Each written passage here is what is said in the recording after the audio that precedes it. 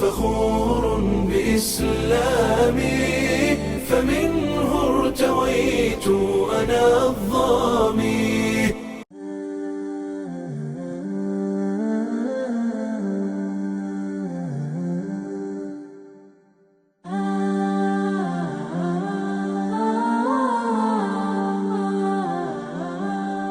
Oh, sing, children of the world, come together and hear the call. Sing, children of the world, Islam will unite us all. Sing, children of the world, come together and hear the call. Sing, children of the world, Islam will unite us all. Subhanallah walhamdulillah wallahu akbar.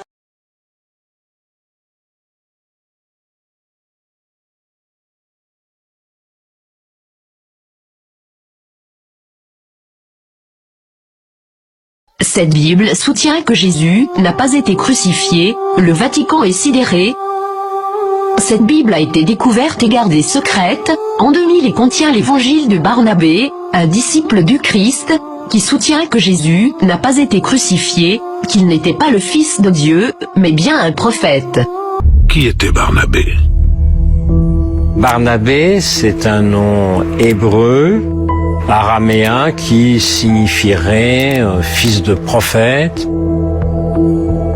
et qui laisserait entendre que Barnabé aurait une ascendance prophétique. C'est un des piliers, pourrait-on dire, de la première communauté des disciples de Jésus à Jérusalem. Que dit-il exactement? Quelles sont les révélations de l'évangile de Barnabé?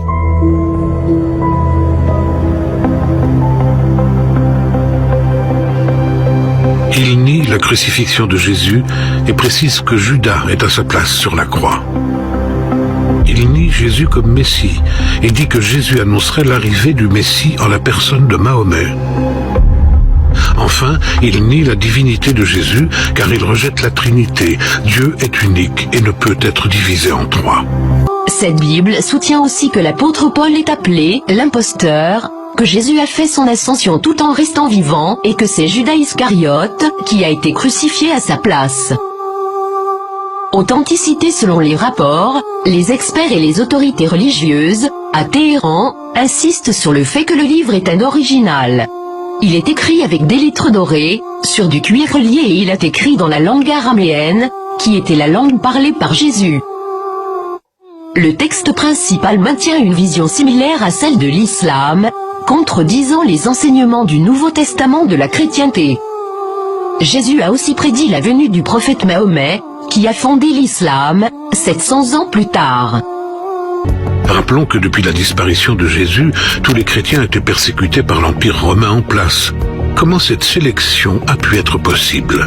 Tout simplement parce que la religion chrétienne ne s'est pas créée par ses membres. Tout simplement parce que cette religion est devenue une arme politique, une arme de rassemblement massif. Chrétiens et non-chrétiens allaient devoir intégrer la nouvelle Église. Comme Église missionnaire, elle doit non seulement viser à réintégrer les non-chrétiens, mais également à réintégrer les églises chrétiennes différentes. L'Église chrétienne officielle a été créée par un seul homme, Constantin Ier. En 312 après Jésus-Christ, l'empereur romain Constantin déclare que la religion chrétienne sera la religion de tout l'Empire. Pourquoi? Constantin a très vite compris l'infini champ politique offert par les différentes communautés chrétiennes. Le pouvoir divin que lui conférait une autorité religieuse pourrait rassembler et fédérer tout l'Empire romain.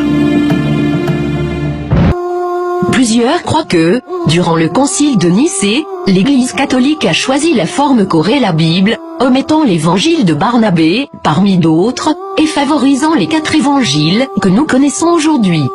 De nombreux textes bibliques ont commencé à faire surface depuis ce temps, incluant ceux de la Mère Morte et les évangiles gnostiques, mais cette Bible semble tout particulièrement inquiéter le Vatican. En 325, il organise le premier concile de Nicée avec tous les chefs des différentes communautés chrétiennes, soit tous les évêques.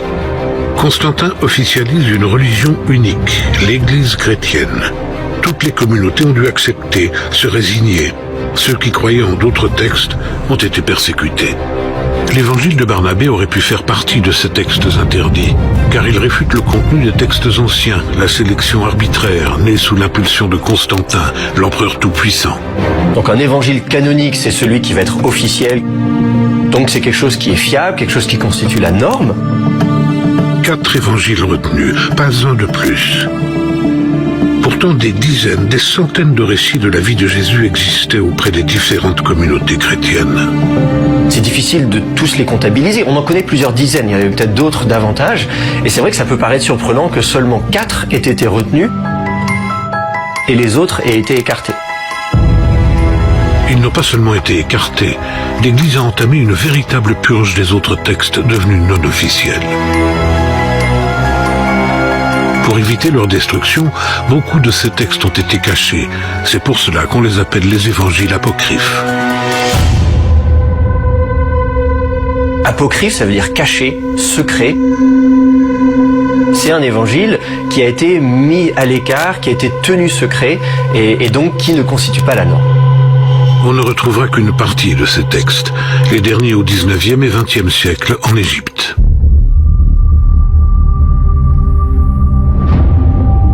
À Nag Hammadi, en Égypte, on a découvert notamment un lot de plusieurs évangiles gnostiques.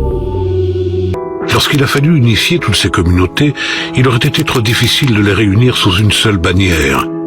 Le plus simple, choisir 4 textes, 4 évangiles, forcer l'ensemble de la chrétienté à y adhérer, tout en masquant l'existence des autres écrits.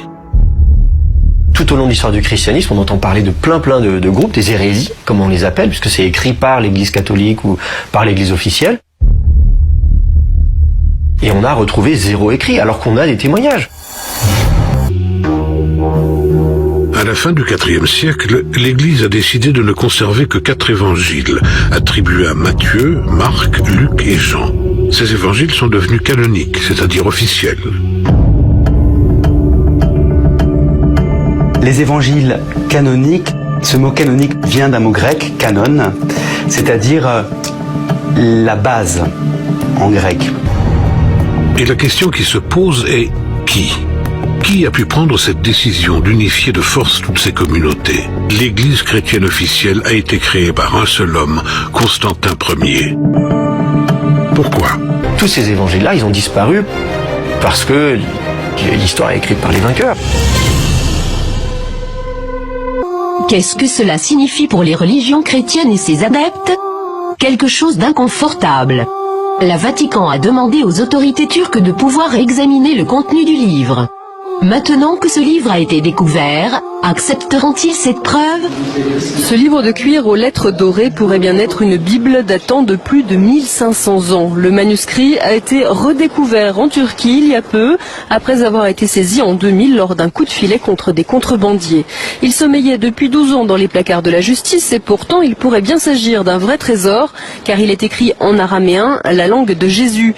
Il est désormais en phase d'authentification au musée ethnographique d'Ankara. Certains journaux avancent aussi que cet ouvrage pourrait être l'évangile de Barnabé, un texte dans lequel Jésus citerait l'avènement du prophète Mahomet.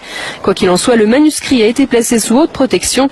Il serait estimé à plus de 17 millions d'euros. Pour plusieurs, ce livre est un rayon d'espoir et les croyants réaliseront bientôt que l'objet de leur adoration est arbitraire et que tous les textes, spécialement les textes religieux, sont sujets à l'interprétation. Durant des siècles, la défense de la foi aveugle a mené les nations à la guerre, à la violence, à la discrimination, à l'esclavage et à une société d'automates, et tout cela a été justifié par des mensonges.